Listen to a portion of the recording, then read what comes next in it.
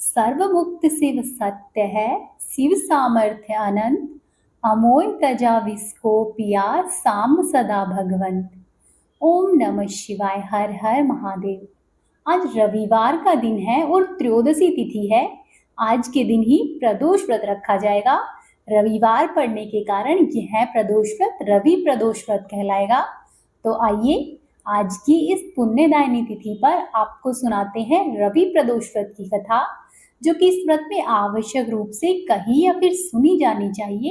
एक बार प्रेम पूर्वक बोलिए ओम नमः शिवाय। हर हर महादेव। एक बार की बात है, सभी प्राणियों के हितार्थ और परम पावन भागीरथी के तट पर ऋषि समाज के द्वारा विशाल सभा का आयोजन किया गया। इस सभा में व्यास जी के परम शिष्य और पुराण वक्ता श्री सूत जी महाराज हरि कीर्तन करते हुए पधारे। उन्हें आते हुए देखकर शौनक आदि 88,000 ऋषि मुनि खड़े हो गए और उन्हें दंडवत प्रणाम किया। महाज्ञानी सूत जी ने भक्ति भाव से ऋषियों को हृदय से लगाया और उन्हें आशीर्वाद दिया। विद्वान ऋषिगण और सभी शिष्य आसनों पर विराजित हुए। तब शौनक आदि ऋषियों ने पूछा कि हे पूज्यवर महामते, कृपया करके हमें यह बताइए कि मंगलप्रद या कष्ट निवारक यह व्रत पहले किसने किया है और इस व्रत को करने से उन्हें क्या क्या फल मिला है। तब श्री सूत जी बोले कि आप सभी भगवान शिव जी के परम भक्त हैं। आपकी भक्ति देखकर मैं व्रती मनुष्यों की कथा कहता हूँ, ध्यान पूर्वक सुनो। एक बार की बात है, एक गांव में एक दीन ब्राह्मण रहता। उस ब्राह्मण की पत्नी सती साध्वी थी और वह भगवान शिव जी की भक्त थी, साथ ही साथ प्रदोष व्रत किया करती। उसे एक पुत्र रत्न प्राप्त था। एक बार की बात है कि वह पुत्र गंगा स्नान करने के लिए अपने घर से निकल गया। दुर्भाग्यवश मार्ग में चोरों ने उसे घेर लिया और चोर कहने लगे कि हम लोग तुझे मारेंगे नहीं, यदि तुम अपने पिता के गुप्त धन के बारे में हमें बता दो। यदि तुम नहीं बताओगे तो हम तुम्हें मार देंगे। तब बालक दीन भाव से कहने लगा कि हे बंधुओं, हम अत्यंत ही दीन दुखी है, हमारे पास धन कहाँ से होगा। तब चोरों ने कहा कि अच्छा, ये बताओ फिर तुम्हारी इस पोटली में क्या है। तब बालक निसंकोच होकर कहने लगा कि मेरी माँ ने मेरे लिए रोटियां दी है। यह सुनकर चोरों ने अपने साथियों से कहा कि हे साथियों, यह तो बहुत ही दीन दुखी मनुष्य है, अतः हम ऐसा करते हैं किसी और को लूटते हैं। इतना कहकर चोरों ने उस बालक को जाने दिया। बालक वहां से चलते हुए एक नगर में जा पहुंचा। नगर के पास ही एक बरगद का पेड़ था। वह बालक उस बरगद के वृक्ष की छाया में सो गया। उसी समय उस नगर के सिपाही चोर को खोजते हुए उस बरगद के वृक्ष के पास पहुंचे और बालक को चोर समझकर बंदी बना लिया और राजा के पास ले गए। राजा ने उसे कारावास में बंद करने का आदेश दिया। वहीं दूसरी तरफ जब ब्रह्माणी का बेटा घर पर नहीं लौटा, तब उसे अपने पुत्र की बड़ी चिंता हुई। अगले दिन ही प्रदोष का व्रत था। ब्रह्माणी ने प्रदोष का व्रत किया और भगवान शिव से मन ही मन अपने पुत्र की कुशलता की प्रार्थना की और कहने लगी कि हे भगवान, मेरे बच्चे को सकुशल रखना। भगवान शंकर ने उस ब्रह्माणी की प्रार्थना स्वीकार की। उसी रात को भगवान शंकर ने उस राजा के स्वप्न में आदेश दिया कि हे राजन, यह बालक चोर नहीं है, उसे प्रातःकाल ही छोड़ दे, अन्यथा तेरा सारा धन वैभव और राज्य नष्ट हो जाएगा। प्रातःकाल राजा ने शिव जी की आज्ञा के अनुसार उस बालक को कारावास से मुक्त किया। बालक ने अपनी सारी कहानी राजा को कह सुनाई।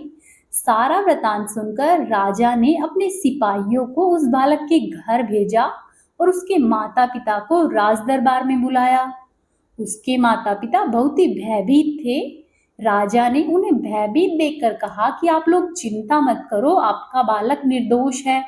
ऐसा कहकर राजा ने अपनी गलती के लिए क्षमा मांगी और ब्राह्मण को 5 गांव दान में दिए, जिससे कि वे सुखपूर्वक अपना आगे का जीवन व्यतीत कर सके।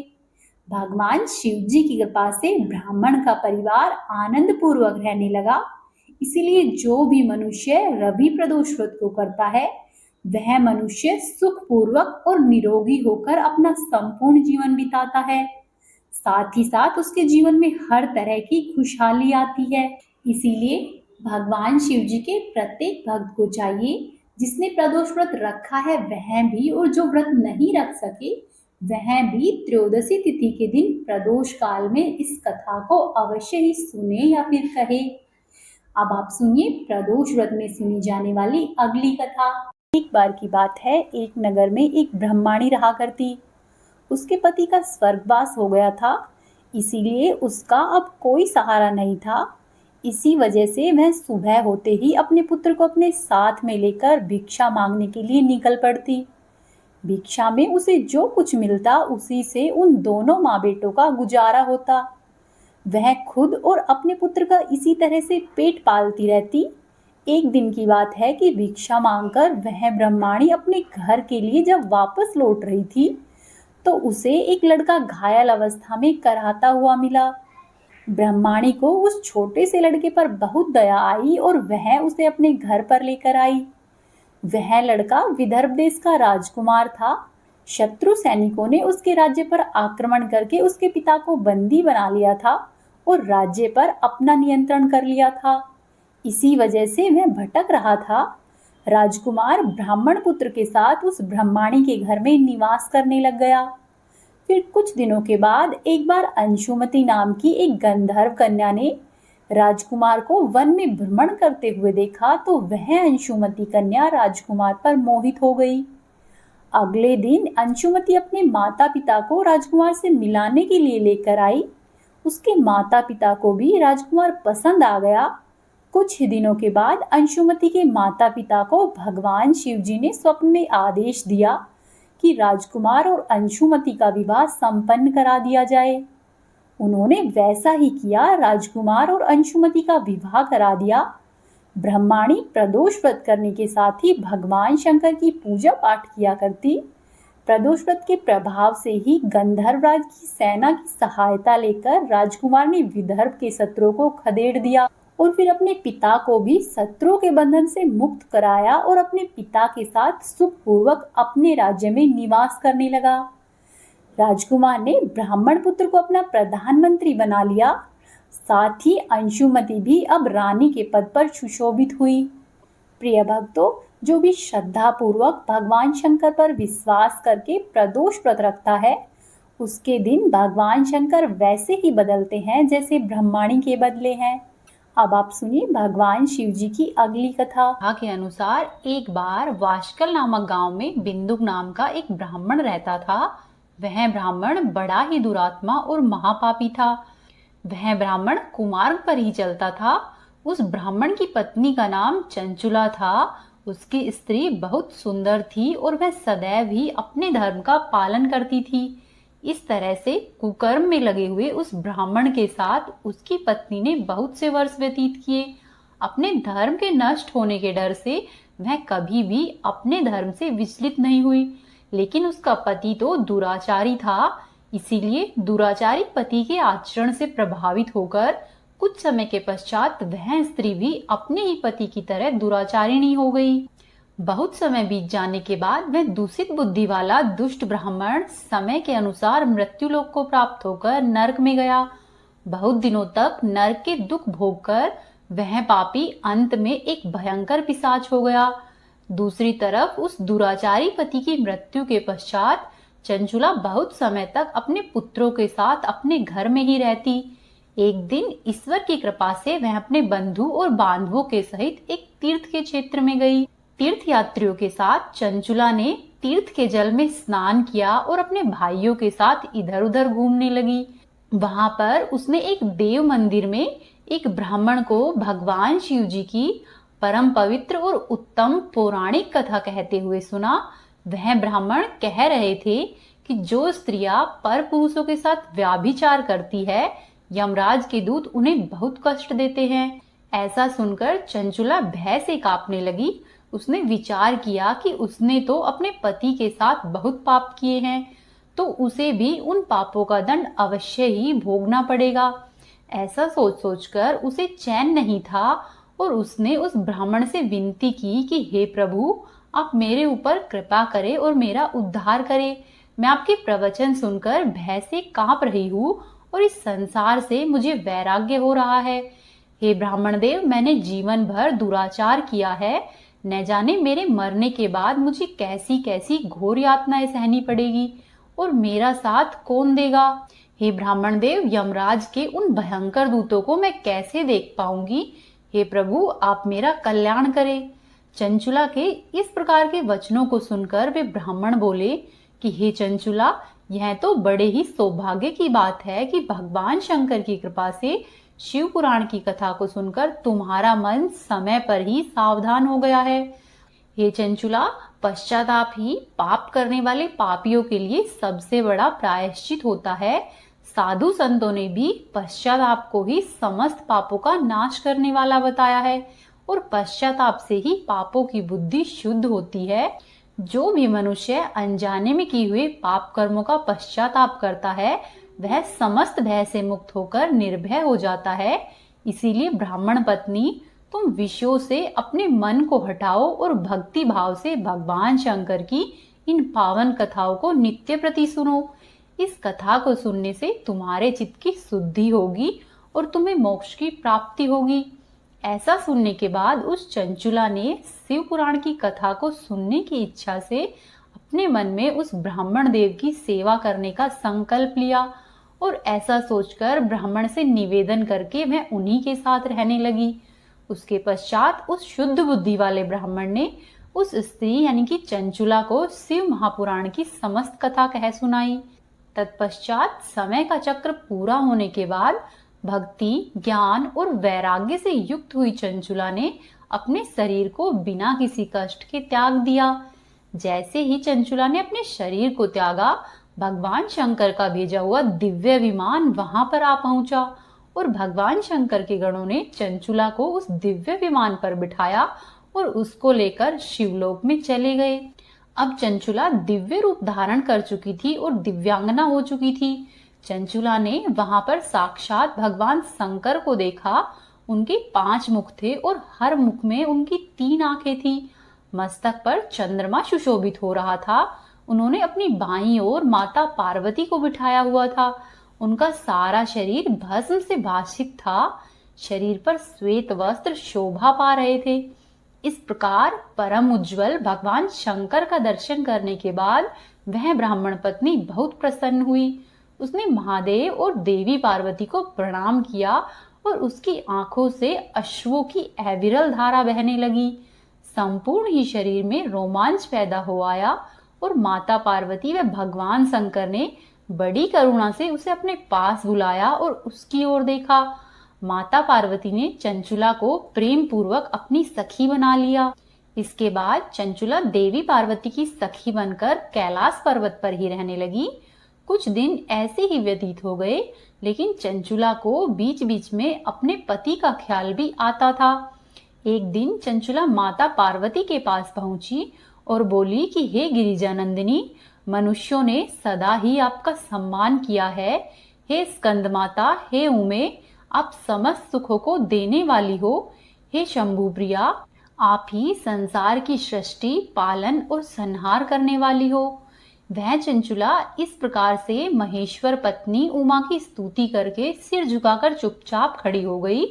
उसके नेत्रों में प्रेम के आंसू उमड़ आए थे। तब करुणा से भरी हुई शंकर प्रिया भक्त वत्सला माता पार्वती देवी ने चंचुला को संबोधित करके इस प्रकार से कहा। पार्वती जी बोली कि हे सखी चंचुले, हे सुंदरी, मैं तुम्हारी इस की हुई स्तुति से अत्यधिक प्रसन्न हूँ। बोलो, तुम क्या वरदान मांगती हो? जो तुम मांगोगी मैं उसे अवश्य ही प्रदान करूंगी। तब चंचुला बोली कि हे गिरिजा कुमारी, मेरे पति बिंदुक इस समय कहाँ पर है और उनकी कैसी गति है, मैं यह सब नहीं जानती हूँ। मैं अपने उन पतिदेव से जिस प्रकार संयुक्त हो सकूं, आप वैसा ही कुछ उपाय कीजिए। हे महेश्वरी, हे महादेवी, मेरे पति एक शुद्र जातीय वैश्या के प्रति आसक्त थे और पाप में ही डूबे रहते थे। उनकी मौत मुझसे पहले हो गई थी। ना जाने वे किस गति को प्राप्त हुए होंगे। तब गिरिजा कुमारी बोली कि बेटी, तुम्हारा बिंदुक नाम वाला पति बड़ा ही पापी था। उसका अंतःकरण बहुत ही दूषित था। वैश्या का उपभोग करने वाला वह महामूढ़ मरने के बाद नरक में पड़ा और अनगिनत वर्षों तक नरक में अनेक प्रकार के दुख भोगकर वह पापात्मा अपने शेष पाप को भोगने के लिए विंध्य पर्वत पर पिशाच बनकर बैठा हुआ है। इस समय वह पिशाच योनि में है और अनेक प्रकार के कष्ट उठा रहा है। वह दुष्ट केवल वायु पीकर ही जीवित रहता है, वहां पर सब प्रकार के कष्ट सहता है। तब गौरी देवी की यह बात सुनकर उत्तम व्रत का पालन करने वाली चंचुला अपने पति के महान दुख से दुखी हो गई। फिर अपने मन को शांत करके उस ब्राह्मण पत्नी ने व्यथित हृदय से महादेवी को प्रणाम करके फिर से पूछा कि हे महादेवी, मुझ पर कृपा कीजिए और दूषित कर्म करने वाले मेरे उस दुष्ट पति का अब उद्धार कर दीजिए। हे महादेवी, मुझे कुछ ऐसा उपाय बताइए जिससे कि मेरे पति को उत्तम गति प्राप्त हो सके। तब पार्वती जी ने कहा कि तुम्हारा पति अगर शिव पुराण की पुण्यमयी उत्तम कथा को सुने तो सारी दुर्गति को पार करके वह उत्तम गति का भागीदार हो सकता है। अमृत के समान इन मधुर अक्षरों से युक्त देवी जी के वचन को सुनकर चंचुला ने हाथ जोड़कर मस्तक झुकाकर उन्हें बारंबार प्रणाम किया और अपने पति के समस्त पापों की शुद्धि तथा उत्तम गति की प्राप्ति के लिए पार्वती देवी से यह प्रार्थना की कि हे महादेवी, मेरे पति को शिवपुराण सुनाने की व्यवस्था करवा दीजिए। उस ब्राह्मण पत्नी के बार बार प्रार्थना करने पर शिवप्रिया पार्वती जी को बड़ी दया आ गई। उन भक्त वत्सला महादेवी जी ने भगवान शिव की उत्तम कीर्ति का गान करने वाले एक गंधर्वराज तुम्बरु को बुलाकर उनसे प्रसन्नता पूर्वक कहा कि हे तुम्बरु, तुम्हारी भगवान शिव में प्रीति है। तुम मेरे मन की बातों को जानकर मेरे अभिष्ट कार्यों को सिद्ध करने वाले हो, इसीलिए मैं तुमसे एक बात कहती हूँ जिससे कि तुम्हारा कल्याण हो। तुम मेरी इस सखी के साथ शीघ्र ही विंध्य पर्वत पर जाओ। वहां पर एक महाघोर और भयंकर पिशाच रहता है। उसका वृतांत तुम आरंभ से ही सुनो। मैं तुम्हें प्रसन्नता पूर्वक सब कुछ बताती हूँ। पूर्व जन्म में वह पिशाच बिंदुक नामक ब्राह्मण था। मेरी इस सखी चंचुला का पति था, परंतु वह दुष्ट वैश्यगामी हो गया। संध्या और स्नान आदि नित्य कर्म छोड़कर अपवित्र रहने लगा। क्रोध के कारण उसकी बुद्धि पर मूर्खता छा गई थी। वह कर्तव्य में विवेक नहीं कर पाता था। वह बिना खाने योग्य पदार्थ को खाता, सज्जनों से द्वेष रखता और दूषित वस्तुओं का दान लेता। यह उसका स्वाभाविक कर्म बन गया था। वह अस्त्र और शस्त्र लेकर हिंसा करता, बाएं हाथ से खाता, दीनों को सताता और क्रूरता पूर्वक पराये घरों में आग लगा देता था। चांडालों से प्रेम करता और प्रतिदिन ही वैश्या के संपर्क में रहता था। वह बड़ा ही दुष्ट था। वह पापी अपनी पत्नी का परित्याग करके दुष्टों के संग में ही आनंद बनाता था। वह मृत्यु के बाद दुराचार में ही फंसा रहा। फिर अंतकाल आने पर उसकी मौत हो गई। वह पापियों के भोग स्थान घोर यमपुर में गया। वहां पर बहुत से नरकों का उपभोग करके वह दुष्टात्मा जीव इस समय विंध्य पर्वत पर पिशाच बना हुआ है। वहीं पर वह दुष्ट पापों का फल भोग रहा है। तुम यत्न पूर्वक शिव पुराण की उस दिव्य कथा का वहां पर जाकर प्रवचन करो। कथा को सुनने से उसका हृदय शीघ्र ही समस्त पापों से शुद्ध हो जाएगा और वह प्रेत योनि का परित्याग कर देगा। उस दुर्गति से मुक्त होने पर बिंदुक नामक पिशाच को मेरी आज्ञा से विमान पर बिठाकर तुम भगवान शिव के समीप ले आना। पार्वती जी के इस प्रकार से आदेश देने पर गंधर्वराज तुमरु मन ही मन बड़ा प्रसन्न हुआ और उसने अपने भाग्य की सराहना की। तत्पश्चात उस पिशाच की सती साध्वी पत्नी चंचुला के साथ विमान पर बैठकर नारद जी के प्रिय मित्र तुमरु वेग पूर्वक विंध्याचल पर्वत पर जा पहुंचे, जहां पर वह पिशाच रहता था। वहां उन्होंने उस पिशाच को देखा। उस पिशाच का शरीर विशाल था, दाढ़ी बड़ी हुई थी। वह कभी हंसता, कभी रोता, कभी उछलता था। उसकी आकृति बड़ी विकराल थी। भगवान शिव की उत्तम कृति का गान करने वाले महाबली तुमरु ने उस भयंकर पिशाच को अपने पासों में बांध लिया। उसके बाद तुमरु ने शिव महापुराण की कथा को बांचने का निश्चय किया और मंडप आदि की रचना की। इतने में ही संपूर्ण लोकों में बड़े ही वेग से यह प्रचार हो गया कि देवी पार्वती की आज्ञा से एक पिशाच का उद्धार करने के लिए शिव महापुराण की उत्तम कथा तुमरू के द्वारा विंध्य पर्वत पर सुनाई जा रही है। तो फिर उस कथा को सुनने के लिए बहुत से देवर्षि शीघ्र ही वहां पर आ पहुंचे। तब विंध्य पर्वत पर बड़ा ही अद्भुत और कल्याणकारी समाज जुट गया। फिर तुमरू ने उस पिशाच को पासों में बांधकर आसन पर बिठाया और अपने हाथ में वीणा ली और वीणा लेकर गौरीपति शिव शंकर की कथा का आरंभ हुआ। तुमरू ने सातों संहिताओं के सहित शिव पुराण की पूरी कथा का प्रेम पूर्वक श्रवण कराया। सभी श्रोतागण पूर्ण रूप से कृतार्थ हो गए। उस परम पुण्यमयी शिव पुराण को सुनकर उस पिशाच ने अपने सारे पापों को धोकर उस पैशाचिक शरीर को त्याग दिया। फिर तो शीघ्र ही उसका रूप दिव्य हो गया, अंग कांति गौर वर्ण की हो गई। शरीर पर श्वेत वस्त्र तथा सब प्रकार से सुशोभित आभूषण उसके अंगों को प्रकाशित करने लगे। वह त्रिनेत्रधारी चंद्रशेखर रूप हो गया। इस प्रकार दिव्य देह धारण करके वह बिंदुक अपनी प्राण वल्लभा चंचुला के साथ स्वयं पार्वती वल्लभ भगवान शिव जी का गुणगान करने लगा। उसकी स्त्री को इस प्रकार से सुशोभित देखकर वे सभी देवर्षि बड़े ही आश्चर्यचकित हुए। उनका चित्त परम आनंद से परिपूर्ण हो गया। भगवान महेश्वर का वह अद्भुत चरित्र सुनकर वे सभी श्रोतागण कृतार्थ हो प्रेम पूर्वक शिव जी का ध्यान करने लगे और शिव जी का ध्यान करते हुए अपने धाम को चले गए।